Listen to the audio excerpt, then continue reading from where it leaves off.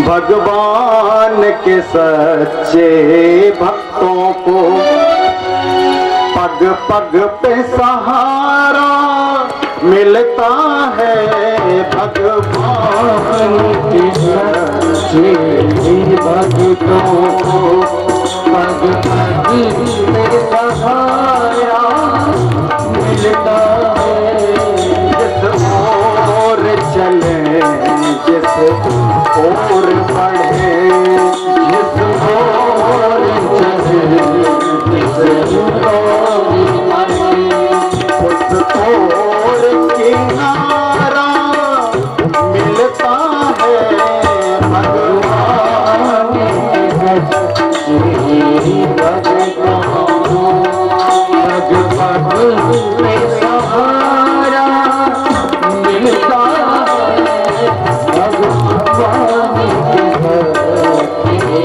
ताली बजाओ सब लोग हैं, और जो लोग ताली नहीं बजाएंगे, ताली का फायदा बताते हैं। ताली बजाने से किस्मत का ताला खुलता है, और जो लोग ताली नहीं बजाएंगे भगवान उनको अगले जन्म में 4 पैर लगा देंगे, ताली देंगे ही नहीं। ठीक है, सबको अपने बगल वाले की कसम ताली बजाओ। ऐसे कोई मार्ग पर ताली बजाओ। भगवान के सच्चे भक्तों को भगवान के सच्चे भक्तों को पग पग पे सहारा मिलता है। भगवान के सच्चे भक्तों को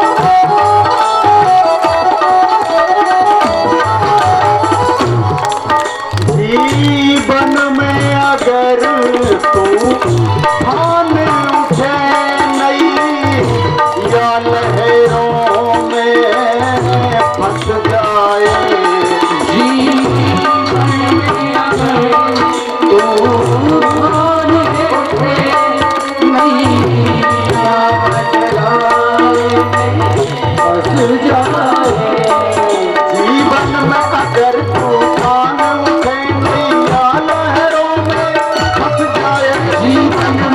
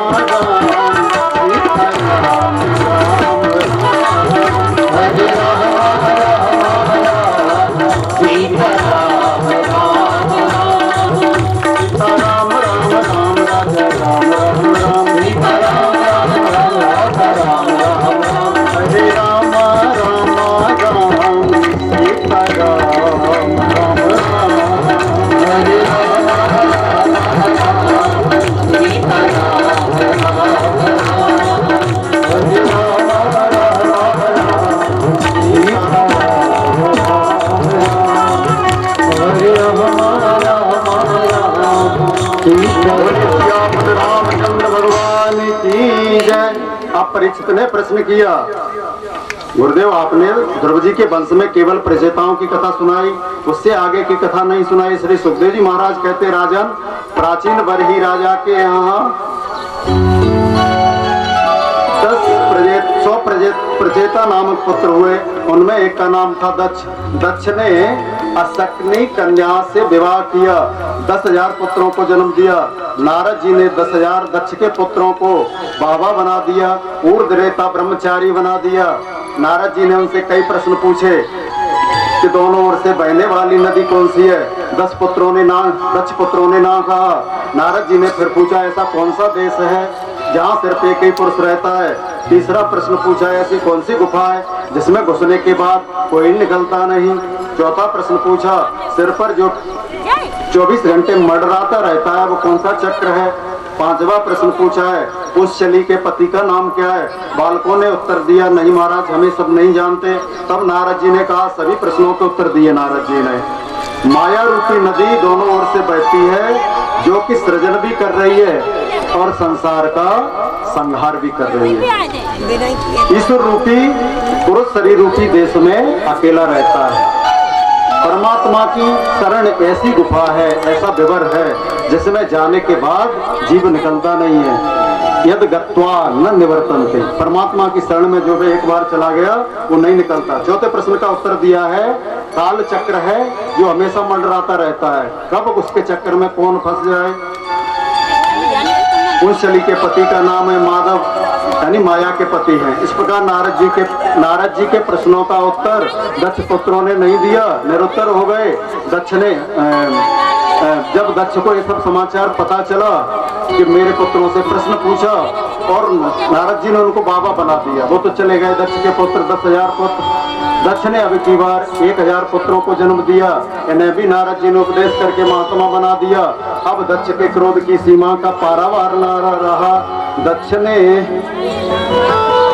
ने नारद जी से कहा, अरे पाखंडी नारद, तूने मेरे अबोध बालकों को ऐसी शिक्षा दी जिनका अभी संसार में आंखें भी नहीं खुली, उनको तूने बाबा बना दिया। मैं तुम्हें श्राप देता हूँ कि तेरा पैर एक जगह नहीं टिकेगा, तू संसार में ऐसे ही घूमता रहेगा। नारद जी चुपचाप वहां से चले गए दक्ष का श्राप लेकर के। अब की बार दक्ष ने 60 कन्याओं को जन्म दिया। दक्ष की इन्हीं 60 कन्याओं से पूरा संसार भरा हुआ है। इन 60 कन्याओं में 13 कन्याएं कश्यप जी को ब्याई गई, 27 कन्याएं चंद्रमा को ब्याई, जो कि नक्षत्र है ना, वो दक्ष की कन्याएं हैं।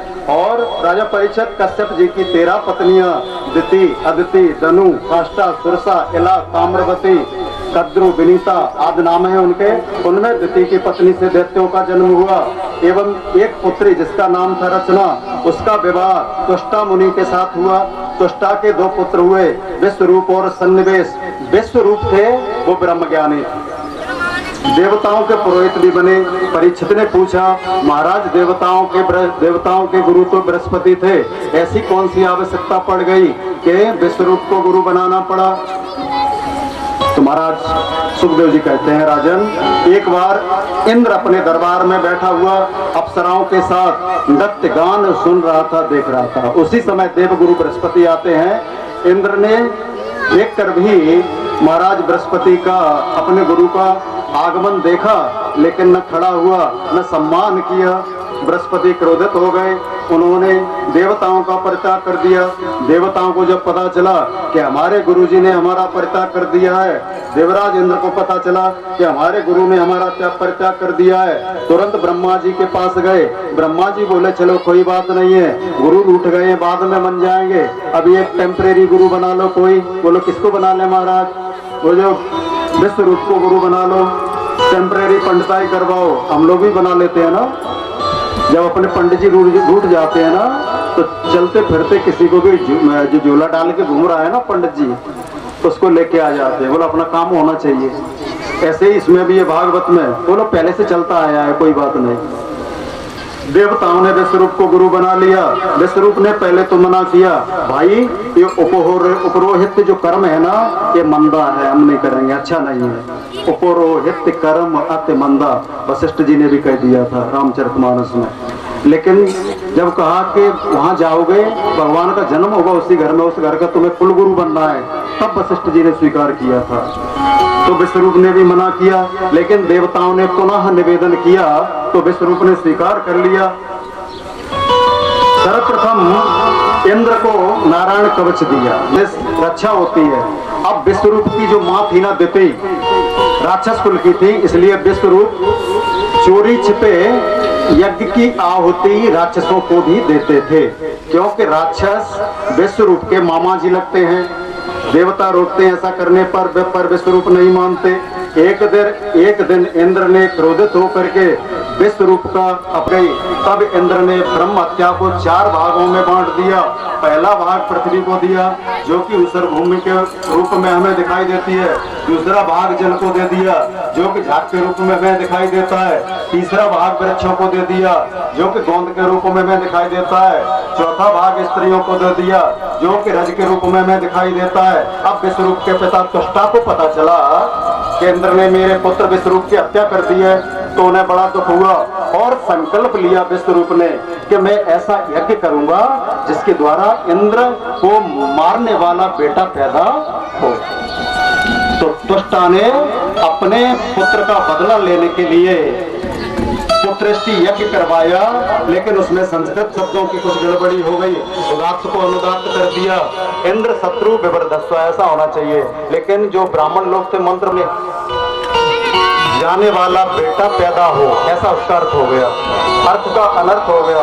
फलस्वरूप यज्ञ से वृत्तासुर उत्पन्न हो गया, देवताओं को सताने लगा, देवता घबरा गए, भगवान विष्णु की शरण में पहुंचे, भगवान से प्रार्थना करी। भगवान बोले एक ही उपाय है, वह है दधीच ऋषि की हड्डियां ले आओ, उनसे वज्र बनाओ, तभी वृत्तासुर का वध हो सकता है। अब देवता लोग सीधे पहुंचे दधीच ऋषि के पास और कहने लगे महाराज अपनी हड्डियां हमें दे दो। दधीच ऋषि हंसे और बोले अरे देवताओं, तुम्हें पता है तुम मेरे से क्या मांग रहे हो? मांगने से पहले जरा दिमाग का इस्तेमाल कर लो। अपना शरीर दधीच। तब देवता बोले कि भगवान विष्णु को आदेश हुआ है, हमारा आदेश नहीं है। उस समय दधीच ऋषि प्रसन्न हो गए और उनने विचार किया ये शरीर एक न एक दिन भस्म होने वाला है, क्यों न इसके द्वारा परोपकार कर लिया जाए। परहित सरिस धर्म नहीं भाई, परहित बस जन के मन माही, और तिन कहूँ जग कछु दुर्लभ नहीं। नहीं बोलते हो आप लोग? नहीं, मेरे को तो सुनाई नहीं देता। पर हित बस जिन के मन माही, और तिन कहूँ जग कछु दुर्लभ। किसने बोला? वोट सवास। तो दधीच भगवान विष्णु के, उन्हें जब पता लगा कि भगवान विष्णु को आदेश हुआ है, दधीच ऋषि प्रसन्न हो गए, समाधिस्थ हुए, अपने ऊपर खाद्य पदार्थ डलवा लिया, गाय के द्वारा शरीर को चटवाया। जब हड्डियां शेष रह गईं, हड्डियां लेकर के आ गए। इंद्र ने विश्वकर्मा को बुला करके उन हड्डियों का वज्र बनवाया, वज्र लेकर के, और इंद्र ने जाकर के वृत्तासुर को ललकारा। वृत्तासुर आया, वृत्तासुर ने देखा, जैसे ही वृत्तासुर ने उस वज्र का दर्शन किया, साक्षात भगवान का दर्शन होने लगा। वृत्तासुर भगवान की फिर 4 श्लोकों में बड़ी सुंदर स्तुति करता है, भावपूर्ण स्तुति 4 श्लोकों में वृत्तासुर ने धर्म अर्थ काम और मोक्ष ये 4 पुरुषार्थ मांगे। वृत्तासुर कहता है प्रभु मुझे अपना दासानुदास बना लो, मेरा मन सदा आपका स्मरण करता रहे, मेरी वाणी आपका गुणानुवाद गाता रहे, मेरे पैर हमेशा आपकी सेवा में सत्संग में चलते रहें। श्री हरि की स्तुति करता है। हे कमल नयन, जैसे पक्षी का नन्हा बच्चा घोंसले में बैठ करके, नन्हा सा बच्चा घोंसले में बैठ करके बहुत देर तक अपनी माँ का आने का इंतजार करता रहता है, माँ से मिलने के लिए जैसे छटपटाता रहता है, और माँ जैसे ही आती है उससे मिलने के लिए आतुर हो जाता है। जैसे घोंसले में बैठा पक्षी अपना माँ का चिंतन करता है, उसी तरह मैं आपका चिंतन करूं। अब क्या हुआ, वृत्तासुर ने सोचा ये जो स्तुति है ना, ये स्वार्थपूर्ण स्तुति है, क्योंकि माँ जब खिला देती है तो फिर कोई बात नहीं, बच्चा फिर आराम से रहता है। दूसरी स्तुति करता है, दूसरी प्रार्थना करता है, दृष्टांत देता है।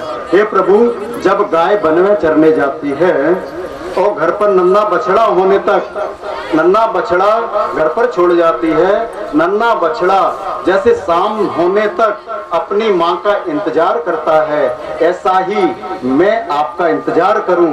लेकिन फिर विचार करता है, गाय जब आकर के बछड़े को दूध पिला देती है, फिर बछड़े का प्रेम उतना नहीं रहता, न गाय का रहता है। उसने बोला ये भी स्वार्थपूर्ण चिंतन है, इसलिए प्रभु माफ करना ये भी नहीं चाहिए।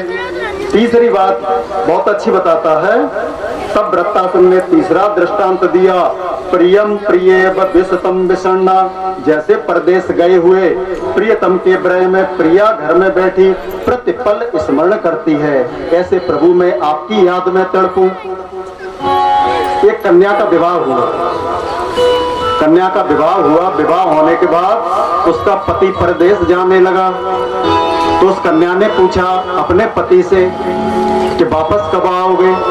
पति बोला 8-10 दिन में आ जाएंगे। बेचारी पढ़ी लिखी नहीं थी, अंगूठा छाप थी, तो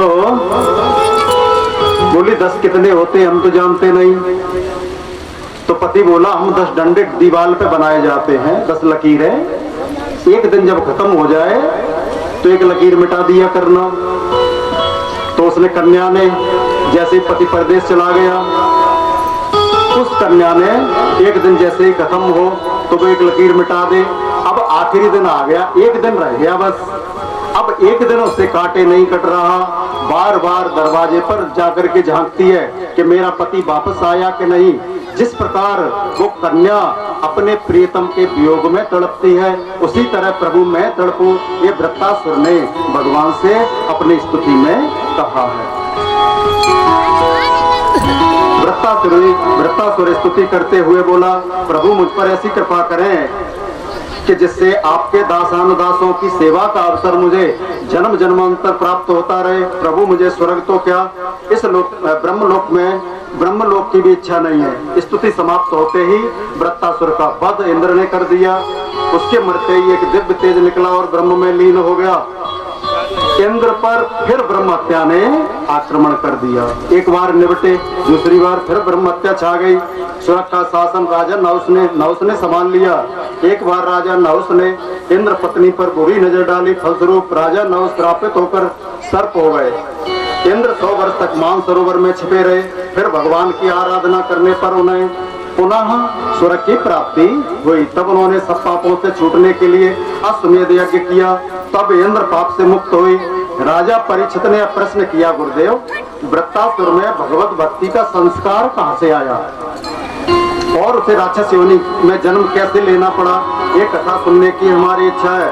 श्री सुखदेव जी महाराज कहते, राजन वृत्तासुर पूर्व जन्म में चित्रकेतु नाम का राजा था। इसके कई रानियां थी पर संतान एक भी नहीं थी। इसने तपस्या करी, तब अंगिरा ऋषि ने इसे वरदान दिया।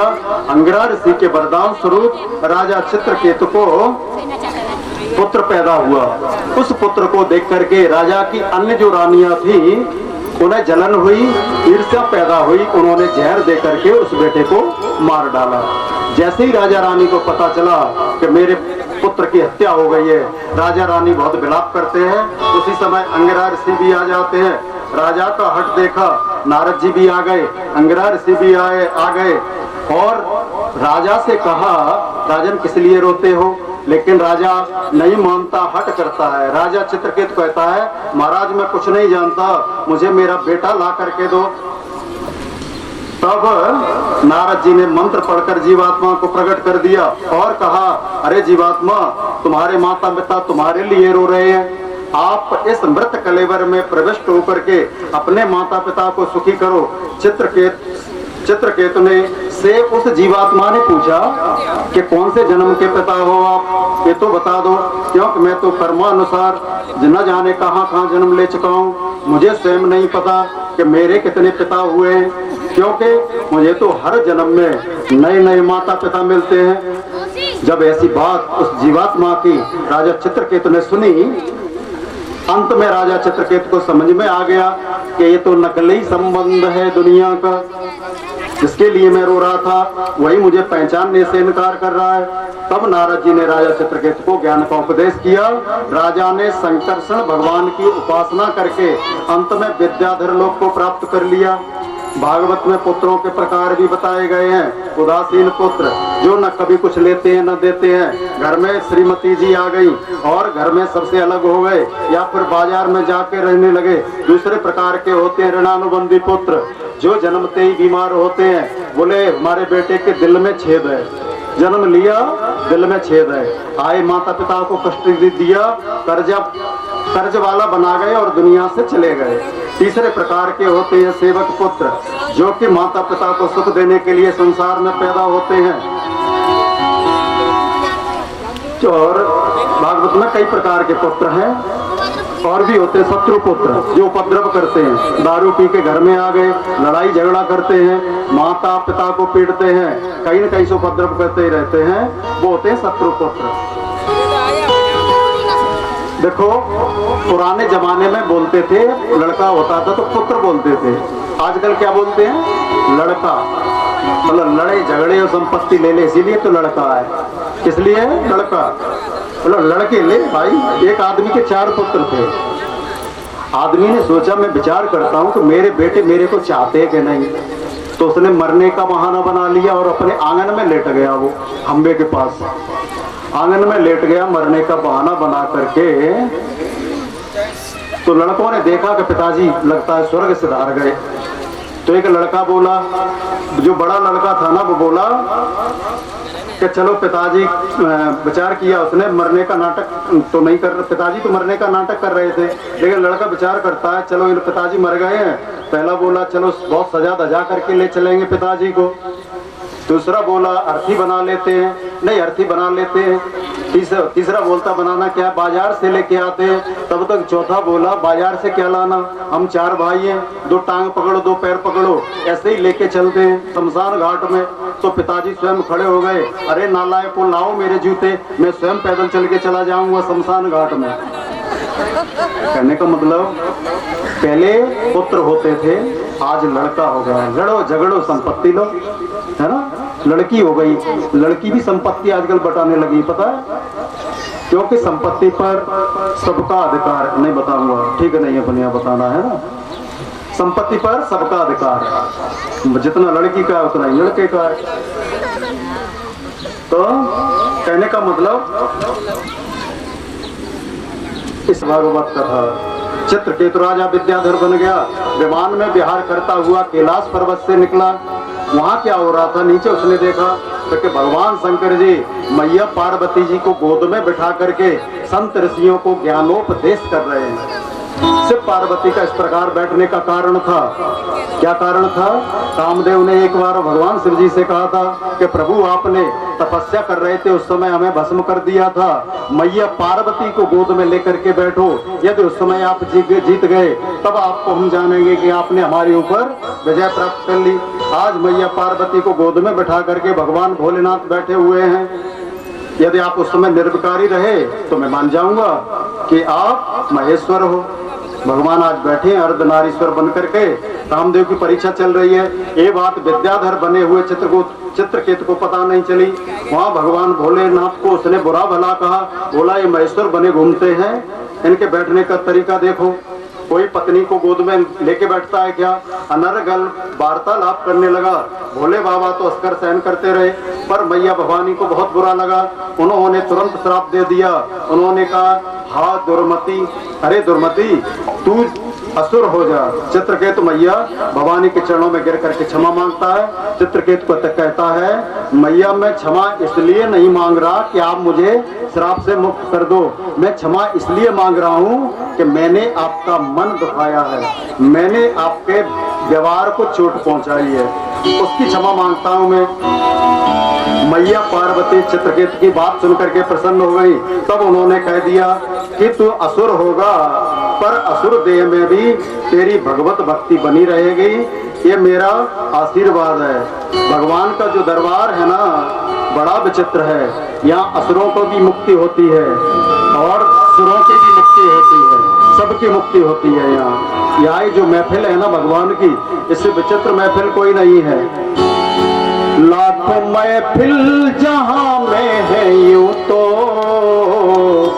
तेरे महफिल के जैसे नहीं है। लाखों महफिल तेरी महफिल जैसी लाखों महफिल जहां में है यूं तो मेरे महफिल के जैसे लाखों महफिल यूं तो तेरी महफिल जैसी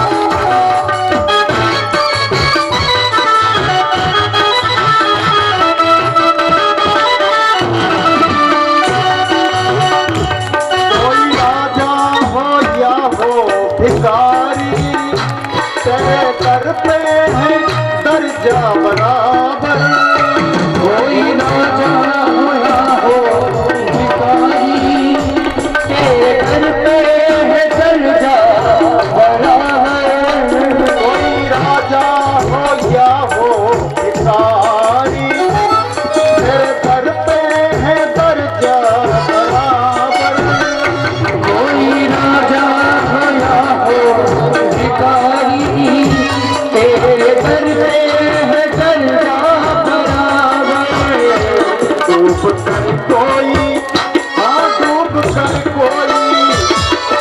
कर कोई बाहर न आया हो डूब कर कोई बाहर न आया इसमें भंवरे है साहिब नहीं है डूब कर कोई बाहर न आया इसमें भंवरे है नहीं है इसमें भंवरे है साहिल नहीं है इसमें भंवरे है साहिल नहीं भंवरे है साहिल नहीं है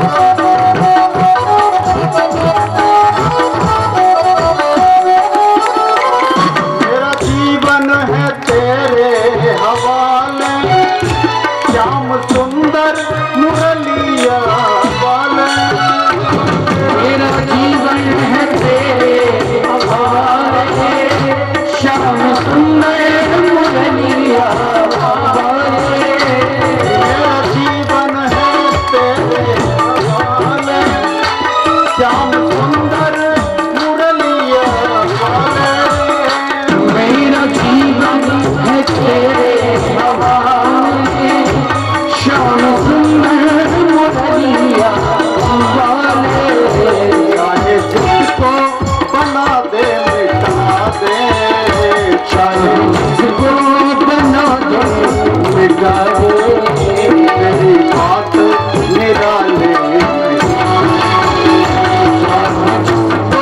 बना दे मिटा दे ये बात निराली नहीं है लाखों महफिल जहां में हो तो तेरे महफिल के जैसे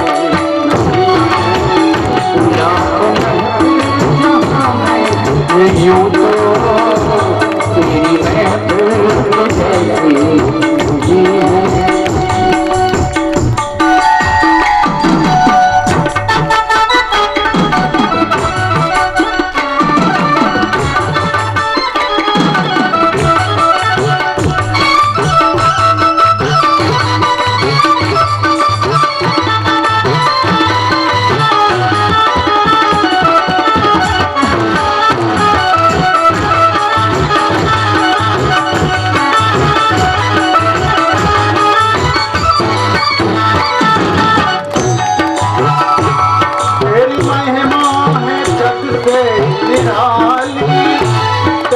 दर से न जाए कोई खाली। तेरी महिमा है जग से निराली, तेरे दर से न जाए कोई खाली। तुझे भूला है, हाँ तुझे भूला है, तुझे भूला है सारा जमाना। तुझे भूला है सारा जमाना, भुलाने के काबिल नहीं। तुझे भूला है सारा जमाना, तू भुलाने के काबिल नहीं है। लाखों महफिल जहाँ में है तेरे महफिल के जैसे नहीं। लाखों महफिल जहाँ में यूं तो तेरी महफिल के जैसी नहीं है। तेरे महफिल के जैसे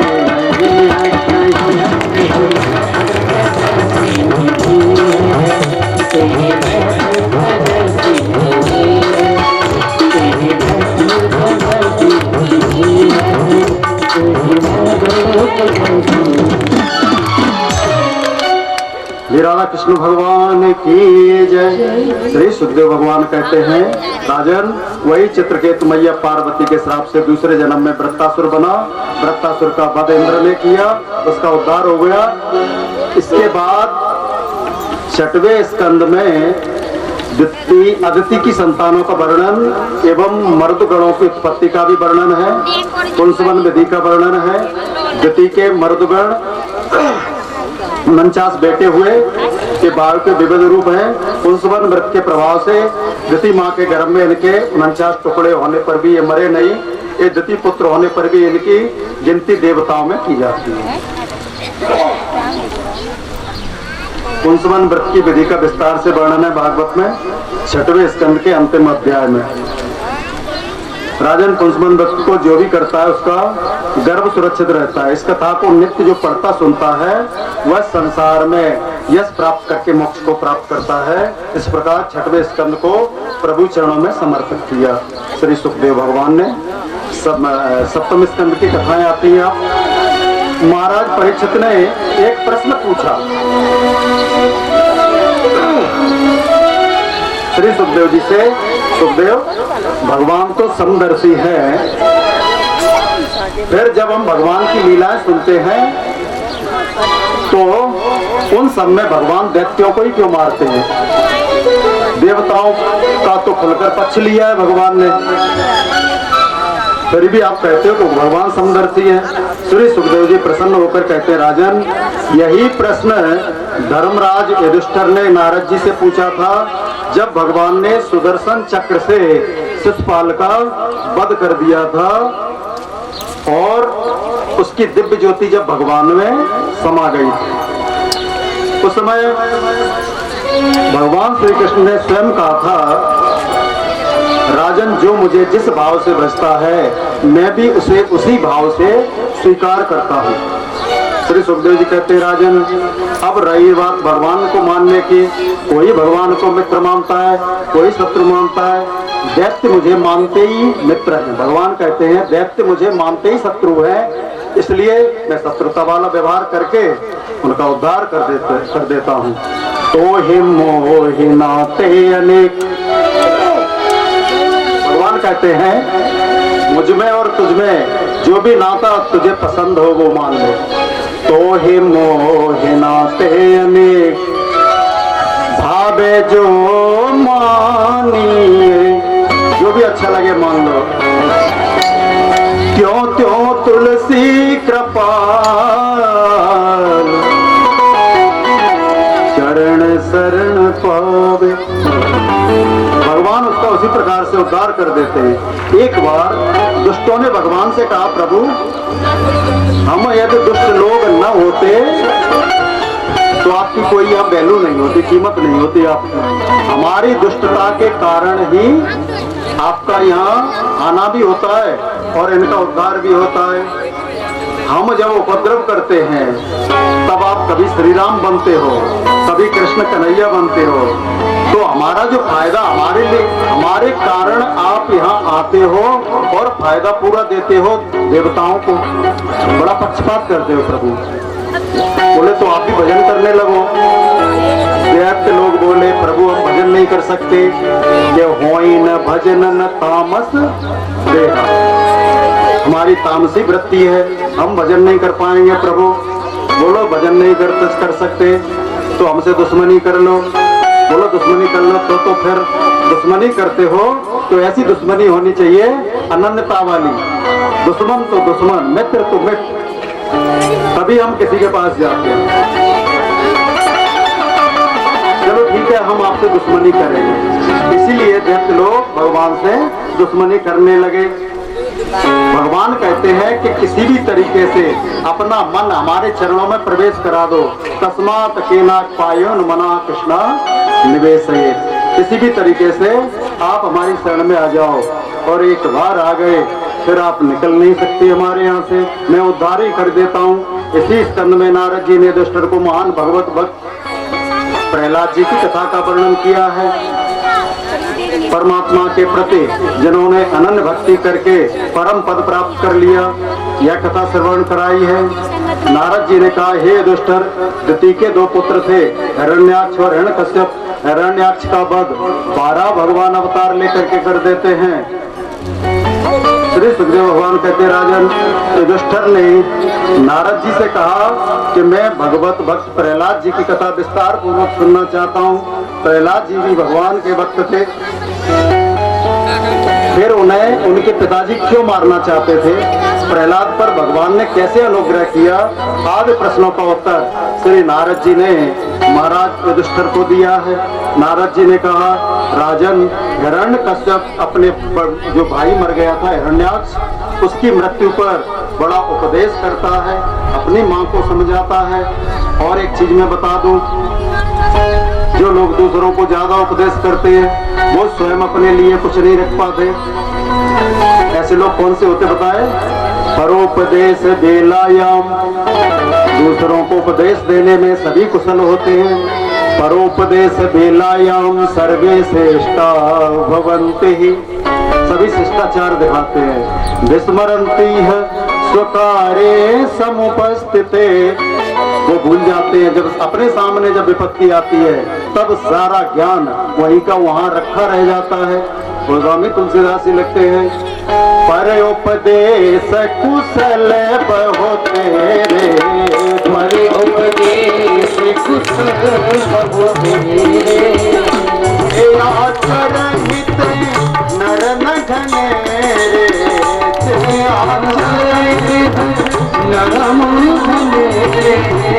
परोपदेश कुशल होते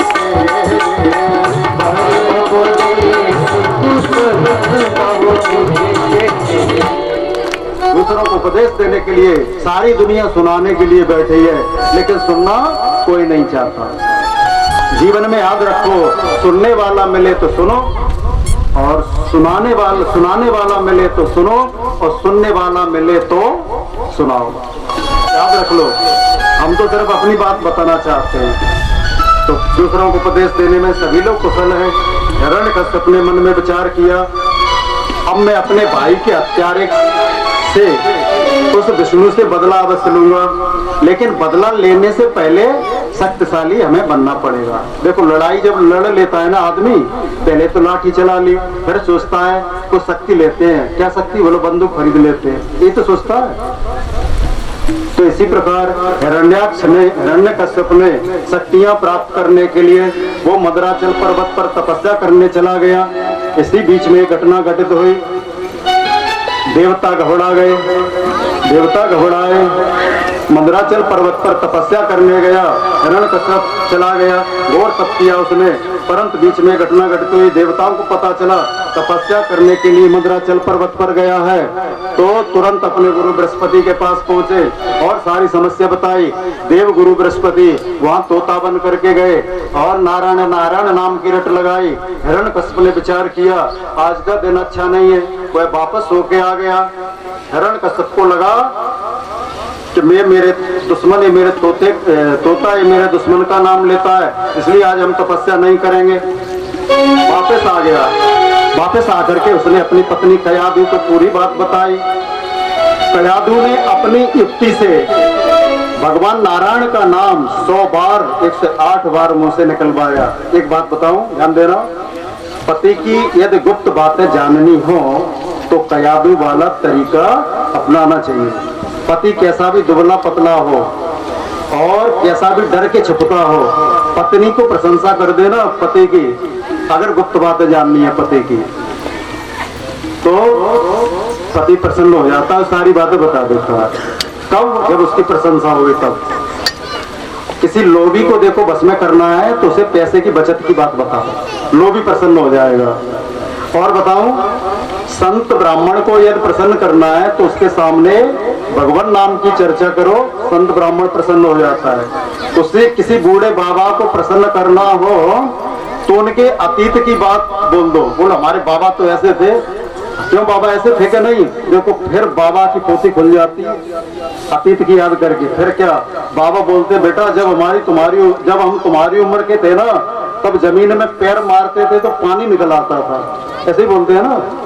अरे भैया पहले वाटर लेवल बहुत ऊंचा होगा इसलिए निकल आता होगा, आजकल वाटर लेवल बहुत नीचे चला गया है, सिर पटकोगे तब भी पानी नहीं निकलेगा। मशीन 4 दिन खुदाई करती तब पानी निकलता है। अब नहीं बोलना कि जब हम तुम्हारी उम्र के थे तब पानी निकलता था, अब नहीं निकलेगा, ठीक है?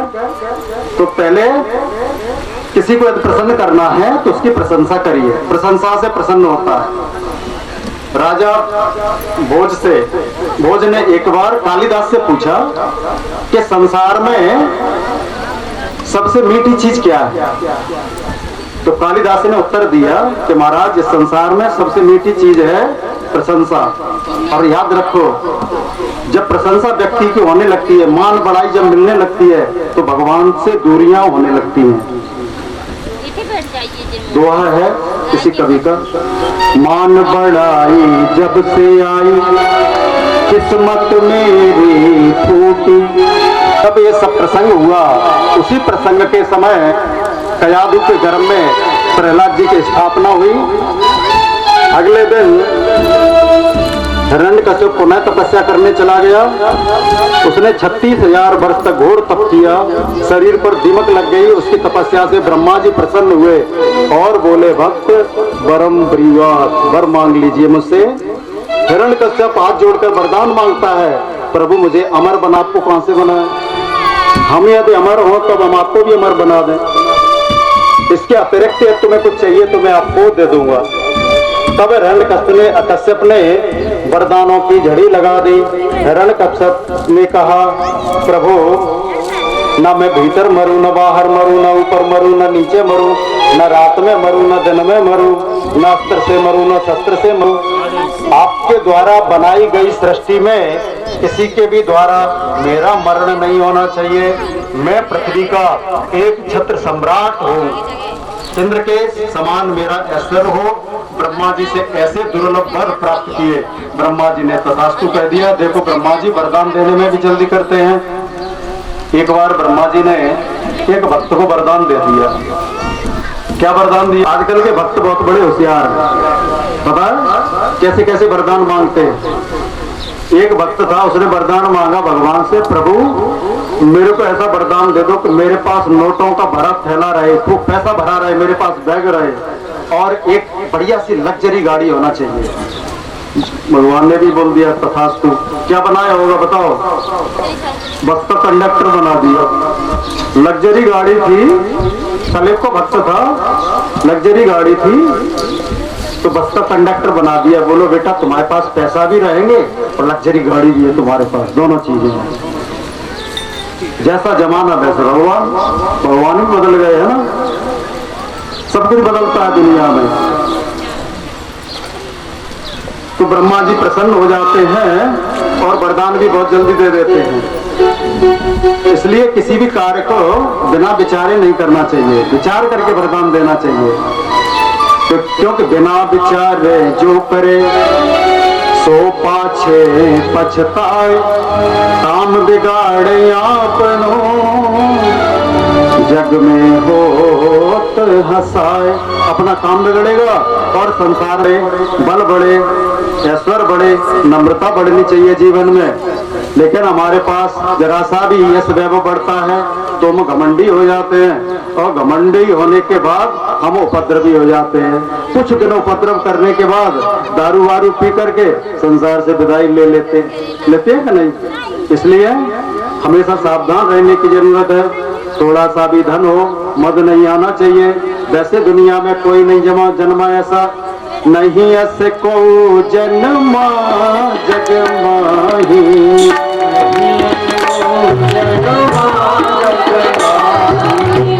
प्रभुता पाही ताहि मद नाही, प्रभुता पाहि मद नाही। नहीं ऐसे को जन्मा जग माही, नहीं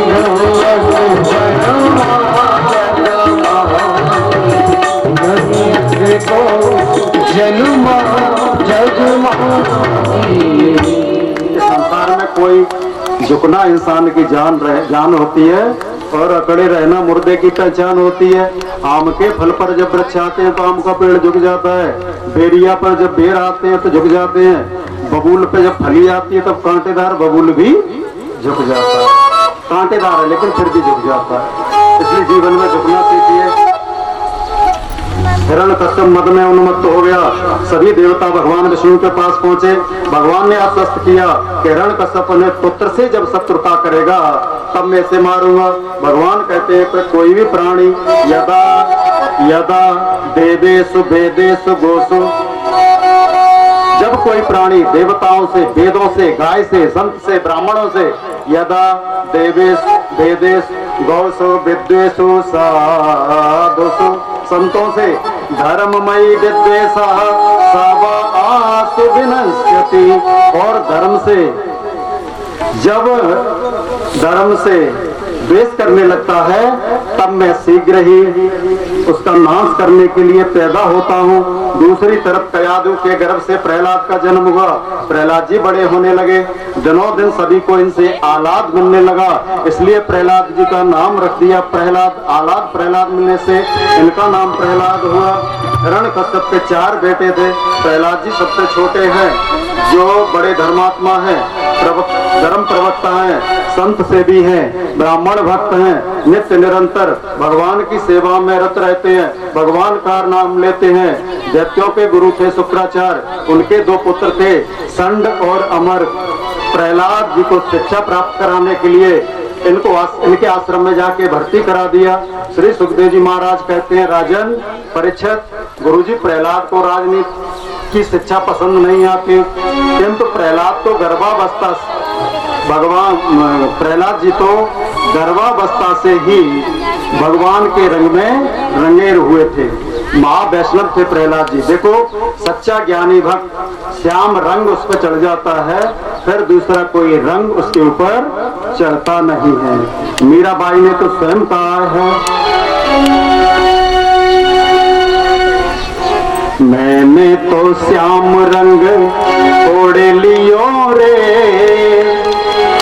मैंने तो श्याम रंग ओढ़ लियो रे, साथ तो कन्हैया से जोड़ लियो रे, मैंने तो श्याम रंग ओढ़ लियो रे, साथ श्याम संग जोड़ लियो रे। मैंने तो श्याम रंग ओढ़ लियो रे, मैंने तो श्याम रंग ओढ़ लियो रे, आपको कन्हैया से छोड़ लियो रे, वो सबको कन्हैया से जोड़ लियो रे।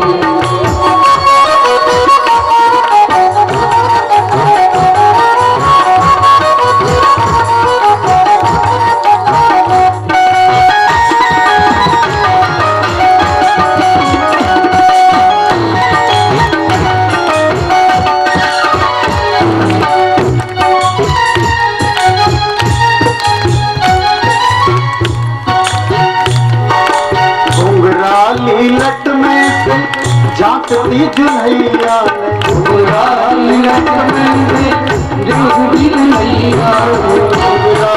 लक्ष्मी सी झांकती जुनैया रे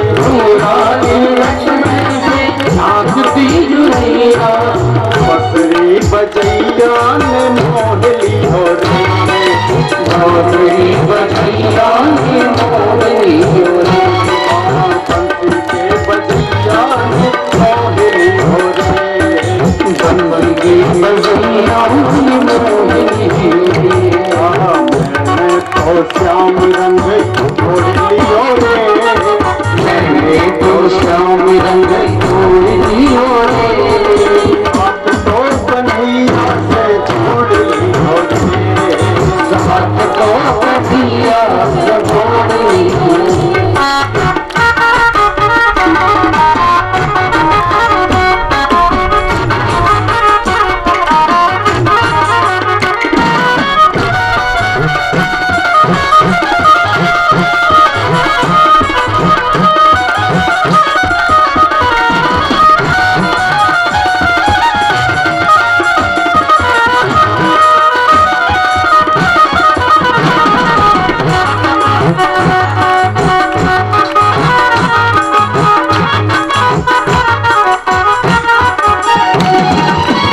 चाहे मानो चाहे न मानो अब चाहे मानो या न मानो अब चाहे मानो चाहे न मानो अब चाहे मानो चाहे न मानो मन को गजबतिया से छोड़ दी हो रे मन को गजबतिया से छोड़ दियो मन को गजबतिया से छोड़ दी हो रे मन को गजबतिया से छोड़ दियो ओह मैंने तो श्याम रंग छोड़ लियो रे मैंने तो श्याम रंग छोड़ लियो रे हाथ तो कन्हैया छोड़ लियो हाथ तो कन्हैया छोड़ लियो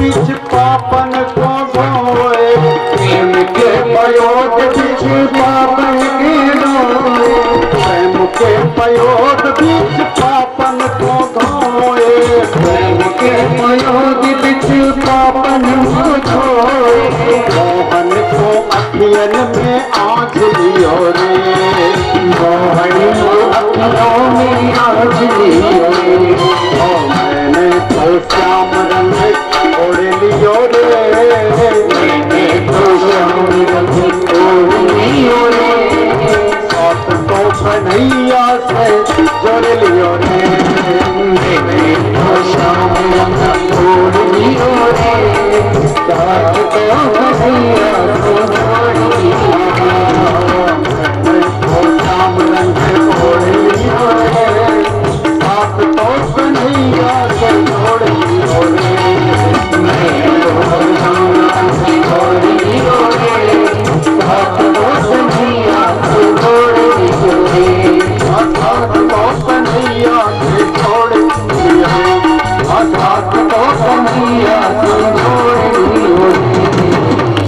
बोले श्याम सुंदर भगवान की जय। एक दिन गुरुजी ने सोचा राजपुत्र बड़ा होनहार है, होशियार है, अतः इसकी शिक्षा से प्रभावित होकर महाराज हमें कुछ दाम दक्षिणा करेंगे, चलो राज दरबार में लेके चलते हैं। सो प्रहलाद जी को लेकर के गुरुजी संडामर पहुंच गए। प्रहलाद जी ने पिताजी को प्रणाम किया। बोले पिताजी प्रणाम। जैसे ही हिरण्यकश्यप ने अपने बालक प्रहलाद जी को देखा, अपने पुत्र प्रहलाद जी को देखा, तुरंत हृदय से लगा लिया। लगाकर पूछा बेटा प्रहलाद तुमने अभी तक क्या क्या सीखा है, जरा बताओ मुझे। जरा हमें भी सुनाओ। प्रहलाद जी ने तुरंत विचार किया, गुरुजी ने तो हमें मारकाट की बातें बताई थी, पिताजी ये पसंद नहीं करेंगे मारकाट की बातें, पिताजी को तो कुछ धार्मिक चीज बतानी चाहिए। तो प्रहलाद जी बताने लगे, हित्वात्म पातम गह मंद कोपम। अरे पिताजी, अंधियारे कुएं के समान यह जो घर है ना, यही अपने अदय पतन का कारण है। वनम गतो यद्माश्रयेता, जीवों के लिए यही श्रेष्ठ है कि वो ग्रह त्याग करके वनवासी बने, जहां श्री हरि के चरणों का आश्रय ग्रहण करें। हे पिताजी, ये बात मैं कई जन्मों के अनुभव से कह रहा हूँ। यह जीव कई बार स्त्री बना, पुरुष बना, पशु बना, पक्षी बना, फिर भी तृप्ति नहीं हुई। पिताजी, तृप्ति भोगों में नहीं है, भोगे रोग भयम, भोग में रोग होते हैं। भोगों का भोग तब तक करना चाहिए जब तक कि भोग भाव हमें न भोगने लगे।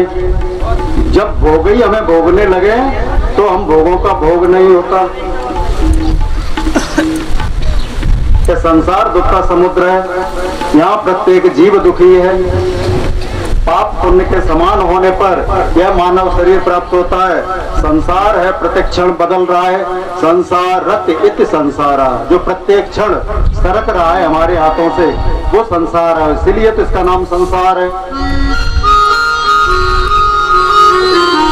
लेकिन प्रहलाद जी की जब ऐसी बातें हिरण्यकश्यप ने सुनी तो क्रोध में भर गया हिरण्यकश्यप। लेकिन प्रहलाद जी फिर भी चुप नहीं हुए, बोलते ही जा रहे हैं। वे कहते, पिताजी, ये संसार स्वार्थ से भरा हुआ है, हर जगह स्वार्थ ही दिखाई देता है।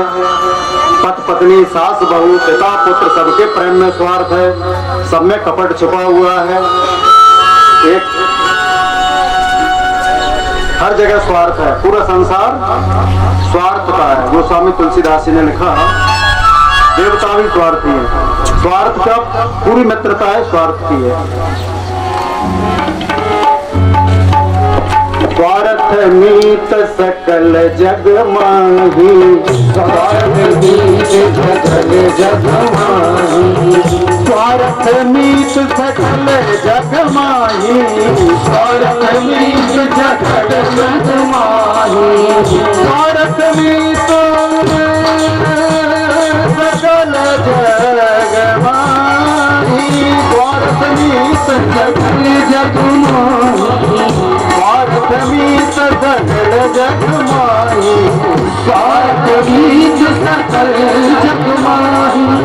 अपने ऊपर पुरस्कार नहीं, अपने ऊपर पुरस्कार नहीं। सुर नर मुनि सब की यह रीति, सुर नर मुनि सब की यह रीति, सुर नर मुनि सब की यह रीति, सुर नर मुनि सब की रीति। स्वार्थ लाग करे सब प्रीति, स्वार्थ लाग करे सब प्रीति, स्वार्थ लाग करे सब प्रीति, स्वार्थ लाग करे सब प्रीति।